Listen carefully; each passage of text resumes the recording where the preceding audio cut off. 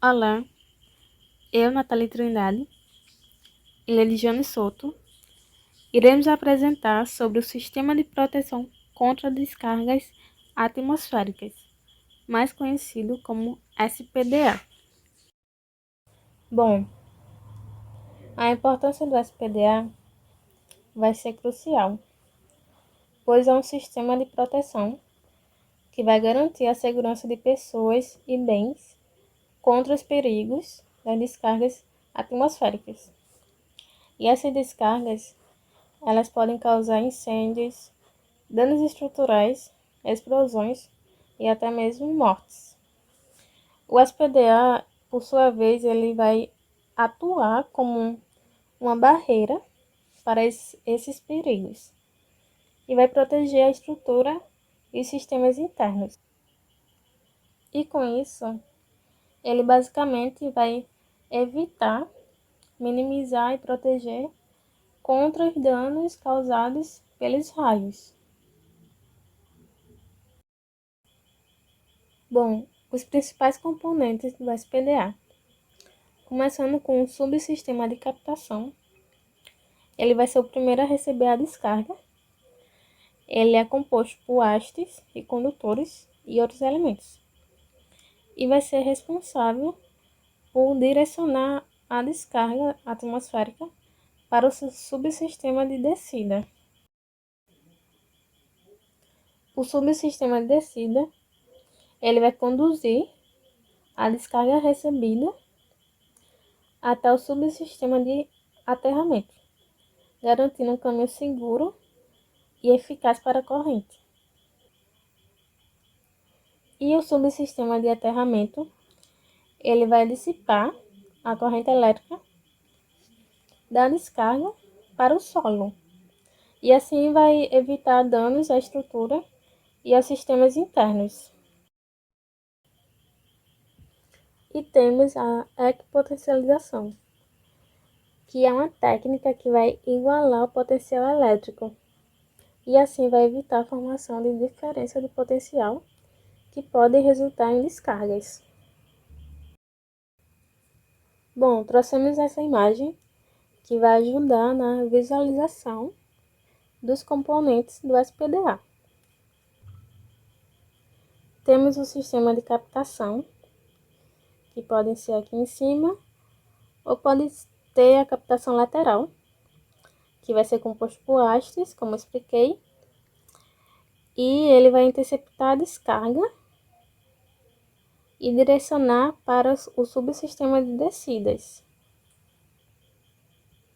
O subsistema de descida, ele vai conduzir a descarga capturada até o sistema de aterramento. E assim, o subsistema de aterramento, ele vai dissipar essa descarga para o solo. E com isso é feito um caminho seguro e eficaz para a corrente elétrica.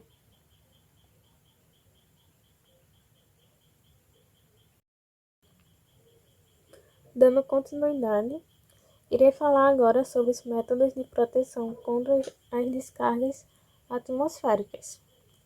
Primeiramente, sobre o método do ângulo de proteção, mais conhecido como método de Franklin. Ele vai ser baseado na geometria da estrutura e vai utilizar as hastes de captação, posicionadas de forma a proteger determinada área. Esse método utiliza os famosos para-raios, que vai ser instalado no ponto mais alto da estrutura. Ele é adequado para edificações com formato mais simples e de altura não muito elevadas, e de pouca área horizontal, onde é possível a utilização de uma pequena quantidade de captores. Ele é o método mais comum e é adequado para edifícios de pequeno porte. E aqui mostramos toda a estrutura desse sistema, os captadores, com as hastes, o cabo condutor, isoladores, que vai levar até esse tubo PVC, que leva até a descarga até o aterramento. E o mastro, que vai segurar as hastes, e assim o prédio estará protegido. Temos o método da esfera rolante, que vai utilizar uma esfera imaginária que se movimenta ao redor da estrutura. Essa esfera, ela vai ter um raio pré-definido, que vai definir a área de proteção abrangida pelo SPDA. Esse tipo de proteção, esse método, ele vai ser recomendado para edificações com geometrias mais complexas. E assim temos os captadores em cada parte da edificação.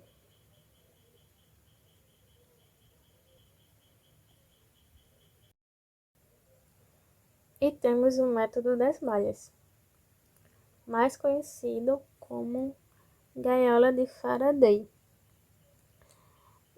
Esse sistema ele vai utilizar uma malha de condutores horizontais interligados, formando assim uma gaiola.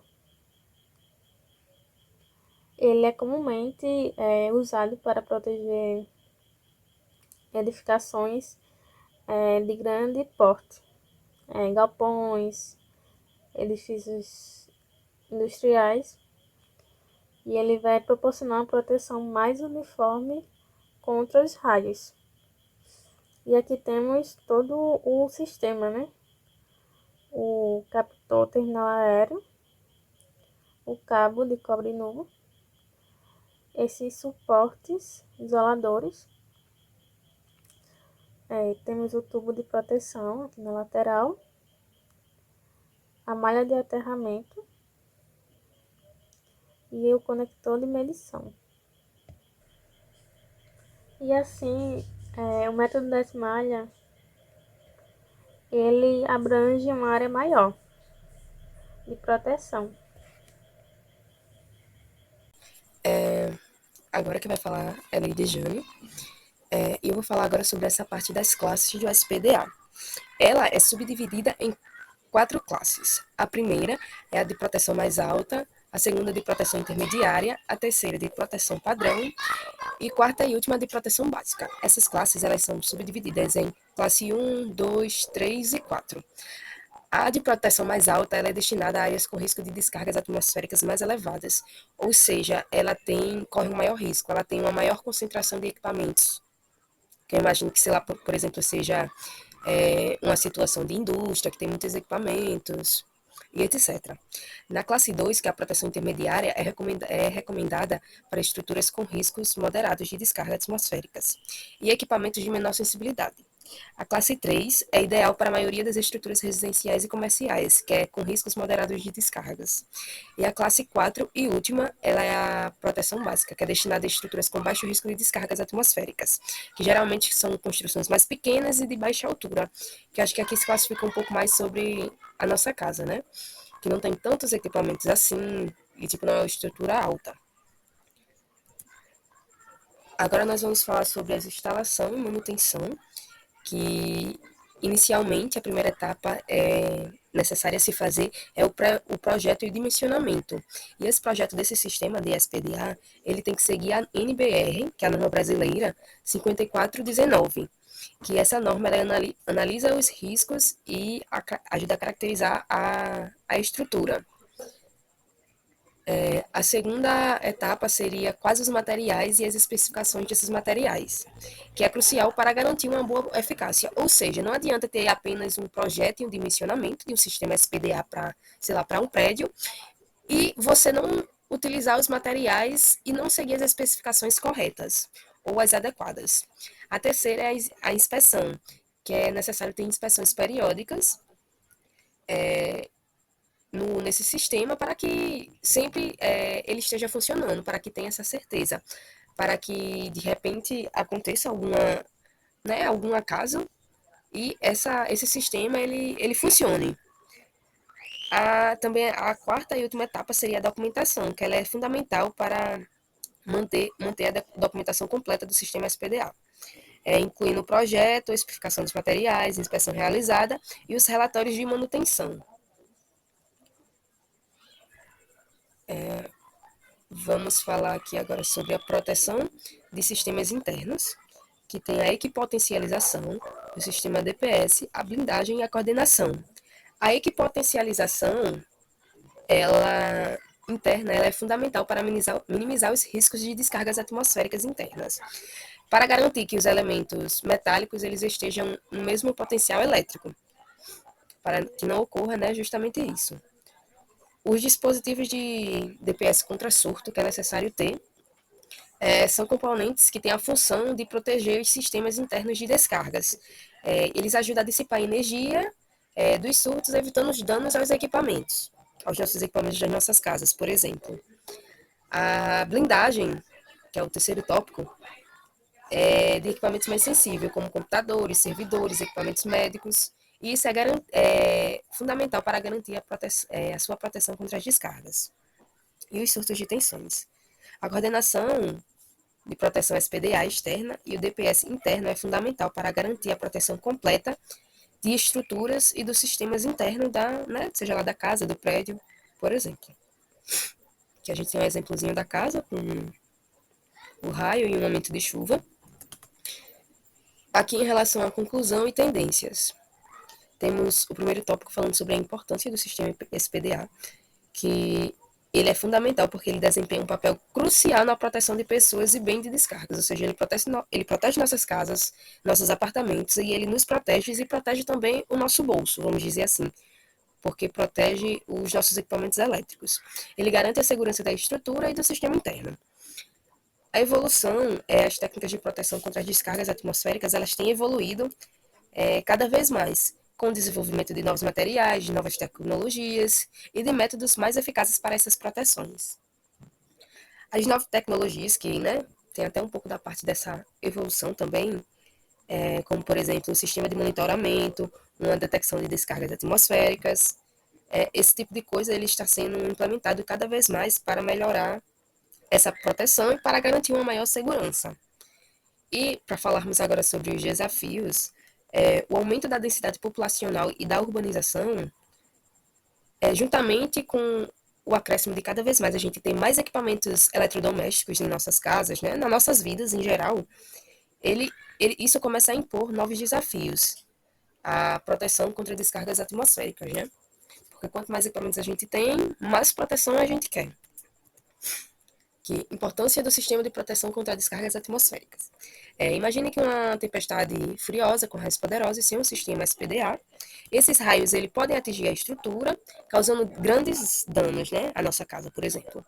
No entanto, o sistema ele atua como um escudo, interceptando os raios e conduzindo essa eletricidade que chega em nossa casa, por exemplo, por meio desse raio, para o solo, transferindo assim de forma segura e protegendo a estrutura da nossa casa e tudo que está dentro dela. Falando agora sobre a questão do dimensionamento, o tipo de edificação é necessário identificar o tipo da edificação e da localização. Por exemplo, aqui a gente tem um tópico, tipo de edificação. O primeiro passo é identificar se a edificação é residencial, se é comercial, se é industrial, porque cada uma dessas vai estar classificado como, por exemplo, uma dessas classes que eu citei lá na frente. É necessário também saber a localização geográfica em questão da incidência de raios, se nessa região isso acontece corriqueiramente, qual o nível de proteção necessário. É necessário também consultar os dados climáticos dessa região. No tópico 2, a gente vai falar sobre a classificação da edificação, ou seja, o grau de risco, que existe o grau de risco 1, 2 e 3. O grau de risco 1 é o baixo e é relacionado a edificações com poucos ocupantes, com baixo valor econômico e baixo risco de danos. O grau de risco 2, digamos que seja um risco intermediário, é uma edificação com ocupação maior e com um valor mais significativo de eletrodomésticos dentro dessa edificação. E o grau de risco 3 é classificado como alto risco, edificações com grande concentração de pessoas, como hospitais, escolas, indústrias. indústrias químicas e etc. No tópico 3, vamos falar sobre a definição da área de proteção, ou seja, a área de abrangência que a gente quer fazer essa proteção, que, de acordo com a norma técnica fornecida pela NBR, que é a 5419, isso vai depender da altura do ponto de captação do nível de proteção. E 4 vai ser a escolha do tipo de captação que a gente vai usar. Se vai ser o ponto de captação vertical, que é várias de captação, são as mais comuns e as mais usuais, e que eu acho que é as que a gente mais costuma ver também.